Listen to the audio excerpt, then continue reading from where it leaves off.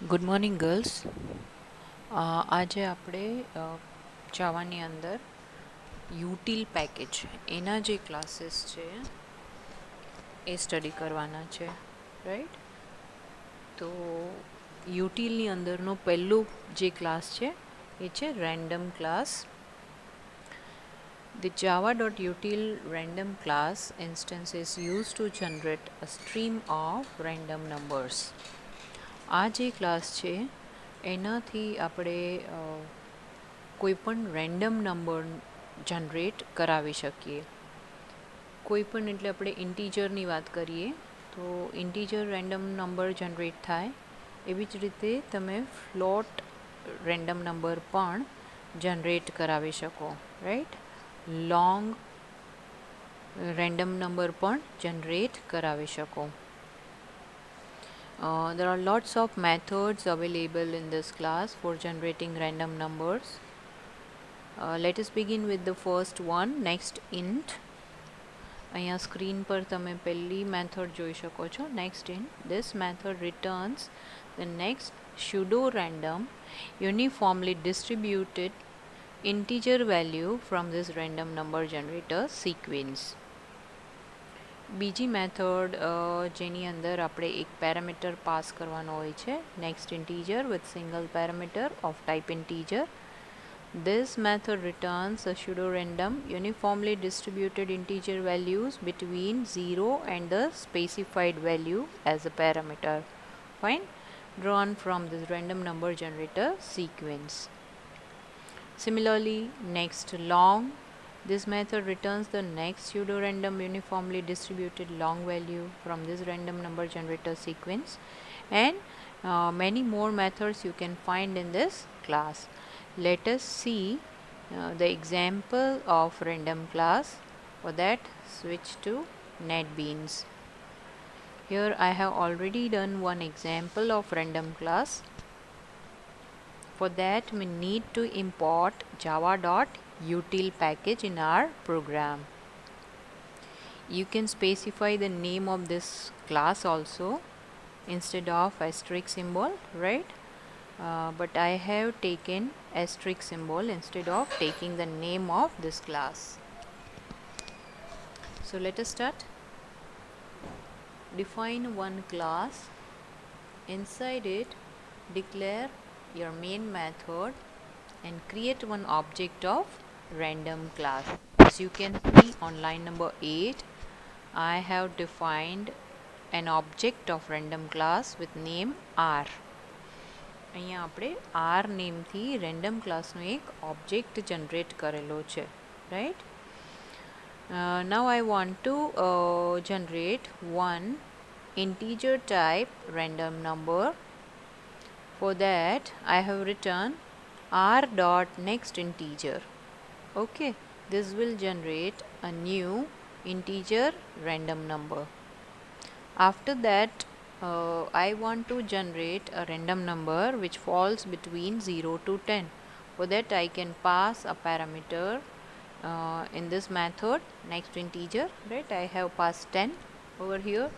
So this will generate a random number between 0 to 10. Now, as I told you that you can even generate double random number. For that, you have to write like this, r dot next double.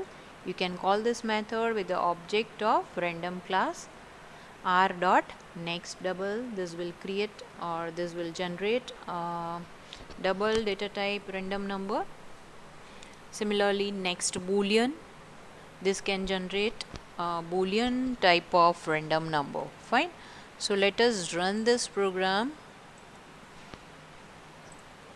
As you can see, a random integer number is this, which is generated through line number 11.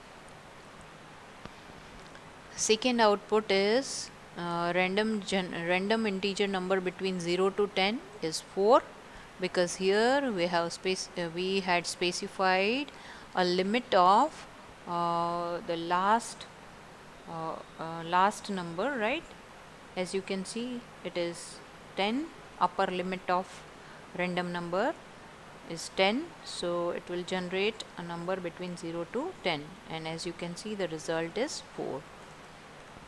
Next is float number.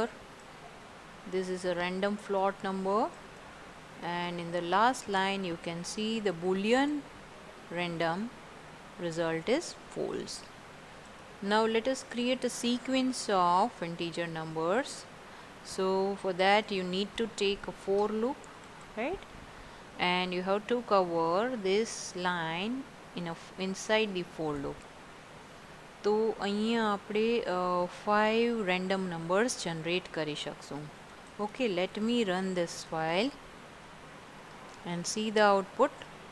These are 5 random numbers generated through this loop.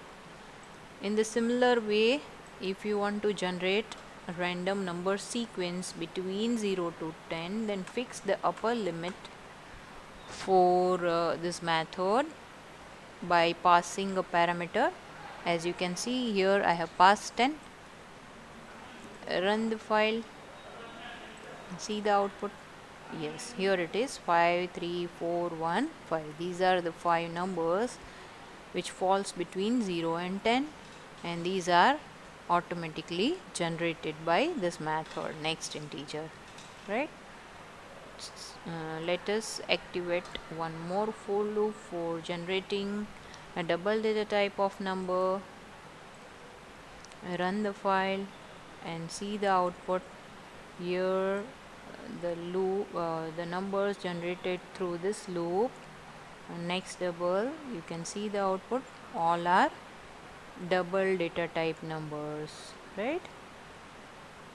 In the last loop I am activating over here on line number 23. This will generate 5 boolean values. Fine, let me run the same program one more time and see the output. False, false, false, true, false. Okay, so now hope you got a clear idea of random class, right?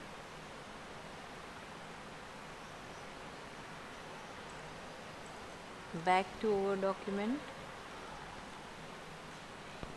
Next class is Java date class. Again, this is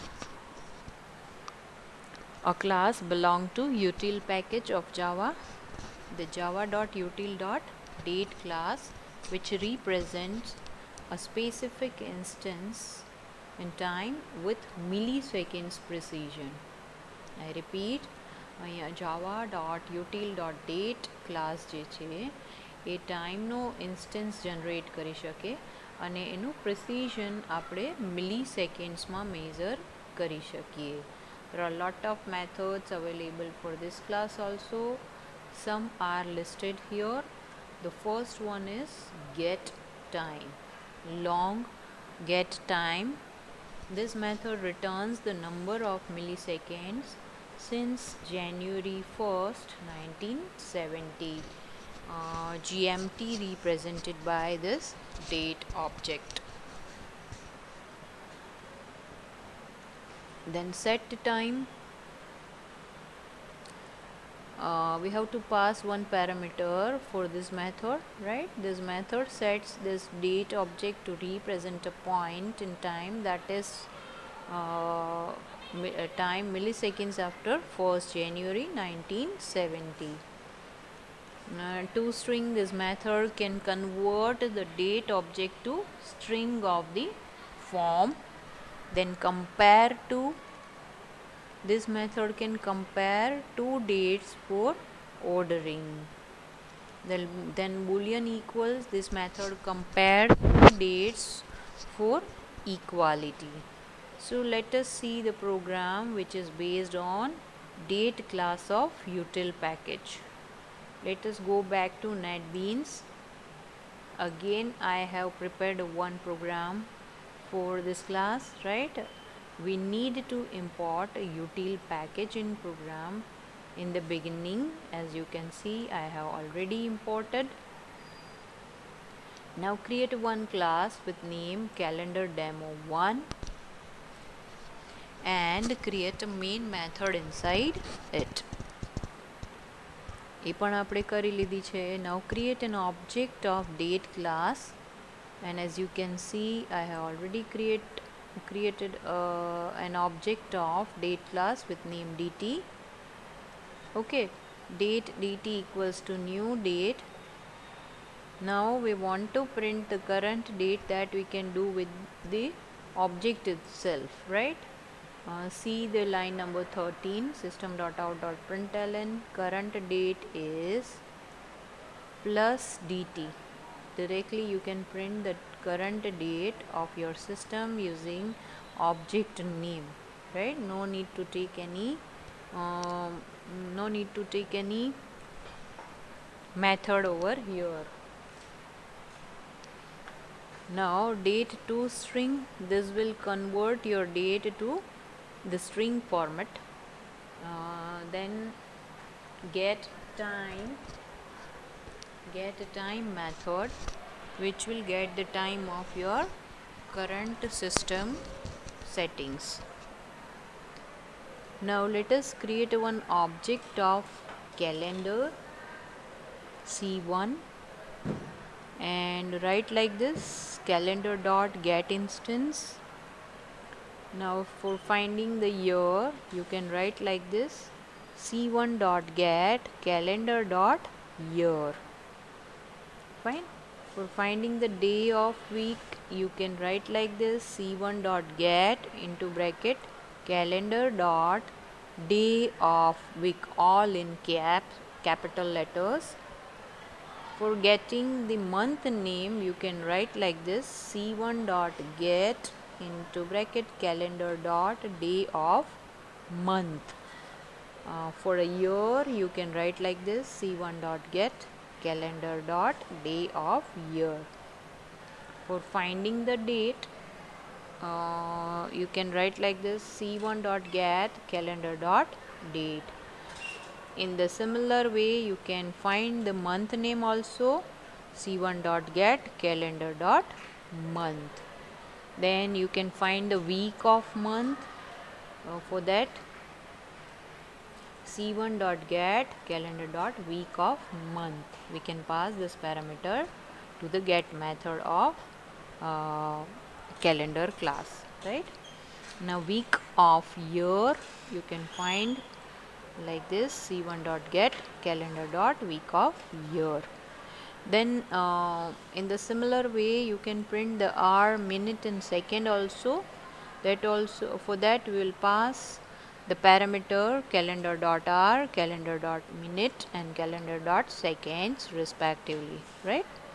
So let us run this program. You can see the output.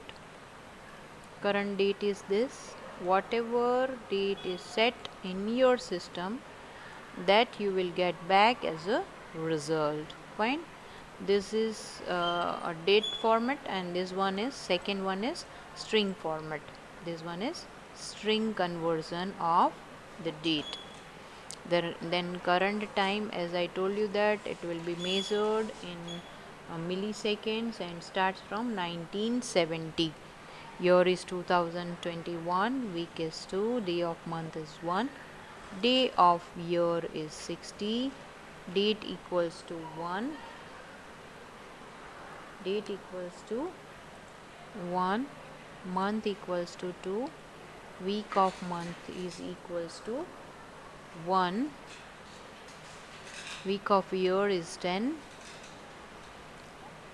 hour is 10, minute is 59 and second is 2. So this is the result of program number 71. Now let us refer one more class of util package, that is Gregorian Calendar. It is a concrete subclass of calendar that implement the most widely used Gregorian calendar with which we are familiar. We uses this type of calendar in our routine life. The major difference between Gregorian calendar and calendar classes are that the calendar class begin as an abstract class, cannot be instantiated. So an object of the calendar class is initialized as shown on the screen, calendar calendar dot get instance. Here an object named CAL of calendar class is initialized with the current date and time in the default local time zone, whereas Gregorian calendar class being a concrete class can be instantiated. So an object of the Gregorian calendar class is initialized as like this, right? Gregorian calendar GCAL equals to new Gregorian calendar. You can see the difference between these two, right? Here an object named GCAL of Gregorian calendar class is initialized with the current date and time in the default local time zone. You can see the constructors of Gregorian calendar class. There are several constructors for Gregorian calendar object. Broadly classifying constructors for Gregorian calendar either initialize the object with a user specified date and time. The first one is Gregorian calendar with empty bracket, no parameters, which initialize the object with the current date and time in the default local and time zone. Second is Gregorian calendar, which has three parameters.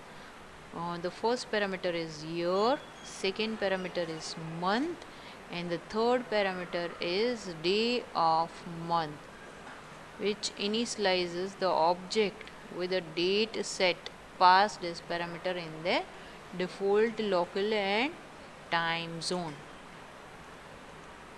Next one is Gregorian calendar with 5 different parameters: integer year, integer month, day of month, hour and minute.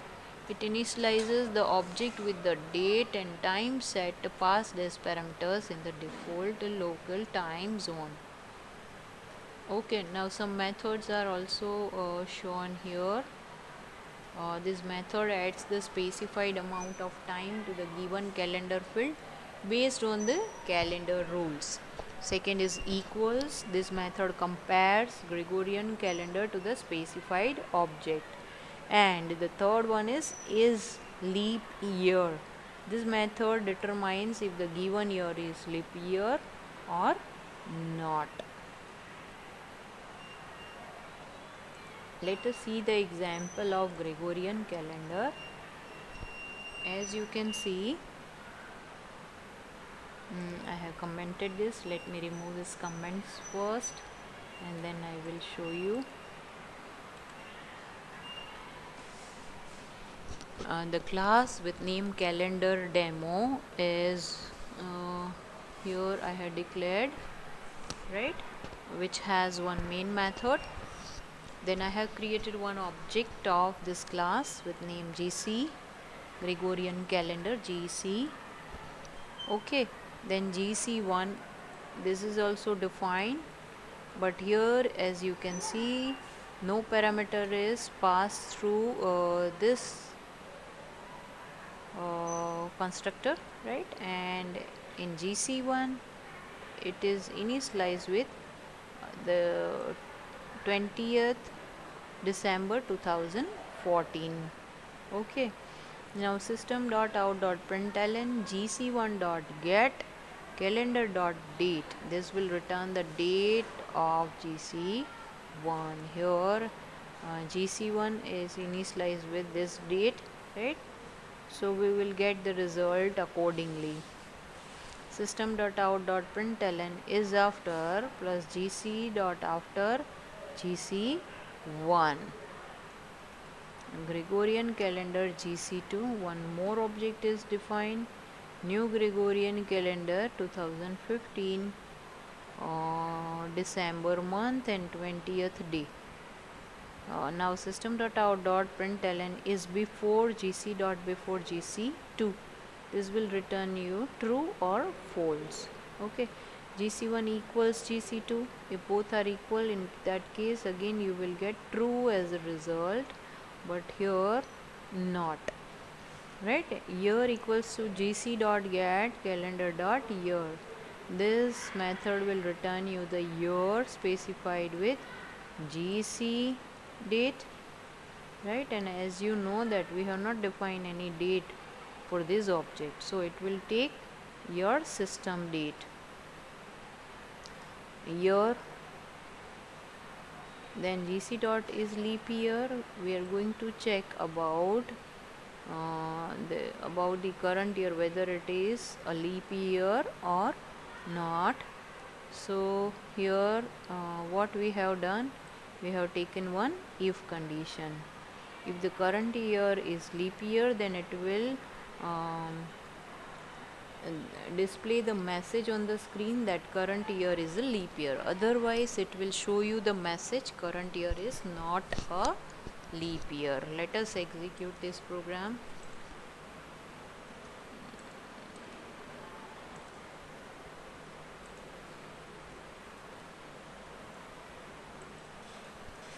You can see the output on the screen. See the output.